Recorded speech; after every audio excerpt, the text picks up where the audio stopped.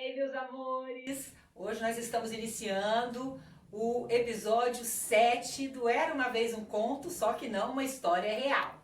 No episódio 6, a gente reportou-se ao meu início da vida profissional junto com a faculdade. Hoje, a gente já começa a falar um pouquinho da minha ascensão profissional pós-curso da faculdade, né? Eu trabalhei muitos anos, como eu falei no episódio 6, como coordenadora de uma escola da rede estadual. E antes disso, uma coisa importante que eu devo falar é que durante a faculdade, a gente é observado pelos professores, sabiam disso? A gente é bem observado pelos professores. Eu tinha um professor, né, que ele me observava muito nas aulas. Eu achava assim que ele tinha assim, uma observação especial comigo.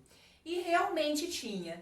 Depois que eu me formei, que já era funcionária do Estado, já era professora do Estado, eu recebi uma ligação um dia lá na escola onde eu coordenava. Uma ligação desse meu ex-professor da universidade. E nessa ligação, ele me fez um convite. Eu já era formada, assistente social. Ele me fez o convite para eu coordenar um programa voltado para a proteção de crianças e adolescentes. Na época, esse professor ele era subsecretário de Estado da Educação do Espírito Santo. E quando ele começou a me colocar como que era o projeto e aonde era, a primeira coisa que ele me falou foi que o projeto era numa região carente do município de Vila Velha, que era a região da Grande Terra Vermelha. Eu, a princípio, não titubeei, porque meu sonho, como eu falei, era trabalhar como assistente social. E ali era a minha oportunidade de iniciar esse trabalho. Então a gente marcou um horário, um dia, conversamos muito, eu quis saber como que era o programa. Na verdade, era um programa nacional chamado Pronaica, que hoje não existe mais. E era um programa em que tinha uma escola.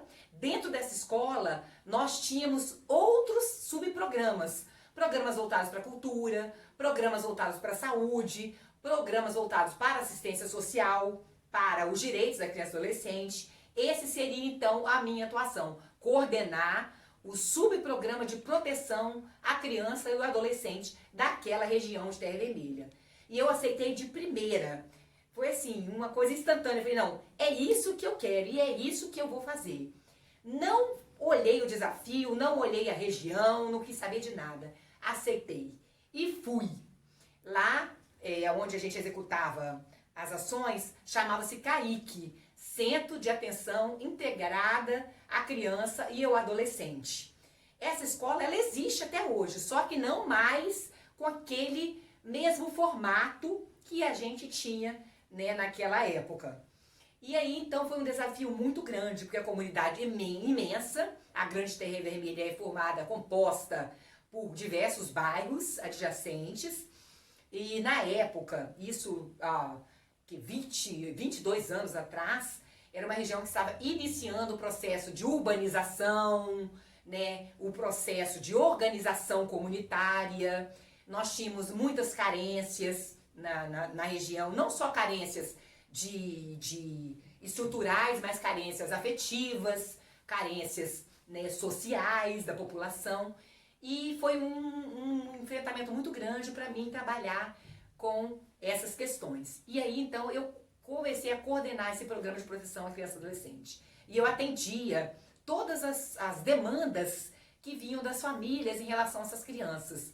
E eram diversas. Eram demandas voltadas para a saúde, demandas voltadas para o encaminhamento aos juizados especiais, para proteger os direitos da criança, demandas voltadas até para a violência contra a mulher, que eu trabalhava muito com isso.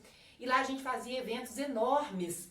Por exemplo, um deles, eu lembro que eu levei uma juíza que é conhecida, muito conhecida aqui em Vila Velha, que trabalha com a proteção dos direitos da criança e adolescente. Ela foi e fez um trabalho dentro da área do ginásio de esportes. A gente tinha um ginásio de esportes grande dentro desse centro de atenção. E aí nós reunimos mais de 1000 pessoas dentro dessa área e nós tratamos os direitos da criança e do adolescente. E eu recebi as demandas dos pais. Eles vinham até mim, como assistente social, com diversas questões questões familiares, problemas graves dentro da família. E eu então ia visitar essas famílias. E eu saía a pé no bairro de Terra Vermelha. Todo mundo falava assim, você é louca, né? Trabalhar numa região de alta periculosidade. Eles achavam que a Terra Vermelha era uma região perigosa. Eu não via por esse lado. Eu vi uma região normal, como outra qualquer, com pessoas, com famílias, pessoas que estavam ali lutando para poder progredir na vida. E eu saía e visitava essas famílias. E daí então deu todo o meu início profissional como assistente social. Eu aprendi muita coisa, né? Porque eu fiz muitos encaminhamentos. Muitas pessoas não tinham informação, por exemplo, sobre os direitos que elas tinham em relação à aposentadoria, os direitos que elas tinham em relação aos programas sociais que o município desenvolvia, os direitos que elas tinham em relação à habitação, à cultura, tudo isso a gente informava. Então eu já fazia muitas palestras voltadas também para a saúde, saúde da mulher, saúde da criança, campanhas educativas, e a gente não trabalhava sozinha, nós tínhamos uma equipe, tinha a direção geral, a direção pedagógica, que funcionava a escola dentro desse centro, e as demais atividades. Então a gente trabalhava todos em parceria, os professores, a equipe de professores, a escola, a cultura, o programa de cultura, o programa de saúde, né, o programa, né, de direção geral que a gente tinha, que depois eu vou pegar um gancho com essa direção geral, que aí surgiu uma grande história dessa direção geral, que mais pra frente eu vou contar. E aí foram anos e anos de trabalho nessa região de Terra Vermelha como assistente social. Então eu conheço bem lá todos os bairros, né, que compõem esse espaço. E foi uma grande vitória para mim iniciar trabalhando assim, né, num espaço onde era necessário ter uma ação efetiva de profissionais qualificados para atender as demandas daquelas comunidades que estavam emergindo naquela região. Foi uma honra para mim. E aí que eu falo, como a gente tem que levar a sério a faculdade, que foi a partir de um professor da faculdade que eu fui escolhida por ele para desenvolver essa ação, né, tão importante como assistente social nessa região, nessa comunidade. E aí foi assim, um prazer contar para vocês isso, e eu tenho uma satisfação, uma honra muito grande, né? E daí, quando eu assumi esse cargo, eu já me afastei, pedi exoneração do cargo de professora do Estado para assumir definitivamente a carreira de assistente social. E não parou por aí. Nós temos nos próximos episódios outras histórias para contar da minha vida profissional como assistente social, né? Eu estou aqui querendo dizer para vocês que eu estou muito feliz. Eu estou sendo inspirada por vocês, por essa rede social, e eu creio que eu estou levando também muita inspiração para muita gente de todas essas histórias, esses contos de vida que são tão interessantes e tão importantes.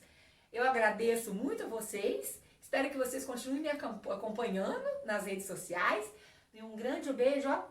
Fiquem com Deus, até a próxima.